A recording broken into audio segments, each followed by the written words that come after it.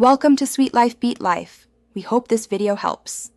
You'll start by confirming compatibility and enabling the essentials. First, make sure your iPhone and AirPods are paired and updated. Once paired, open Settings and tap Bluetooth to verify the device. Next, enable Spatial Audio in Control Center by long pressing the volume tile and turning on Spatial Audio if shown. Also enable headphone accommodations in Accessibility to improve clarity. These steps let the system access motion and audio profiles. Once done, you're ready to move into personalization and content checks. Now you'll calibrate and tailor spatial audio for a better effect. Go to Settings Bluetooth, tap the info icon next to your headphones, and enable or disable head tracking based on preference.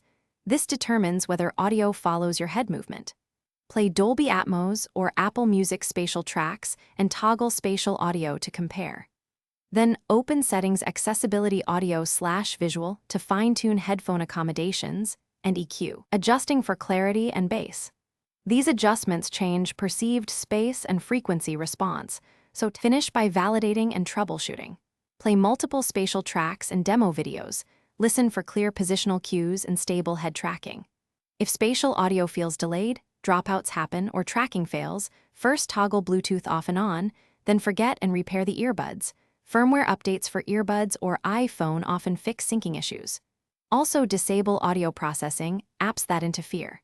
If problems persist after rebooting and updating both devices, run Apple Diagnostics or contact support, because persistent tracking or hardware failures usually need a device-level fix. Thanks for watching. Consider subscribing if we helped you.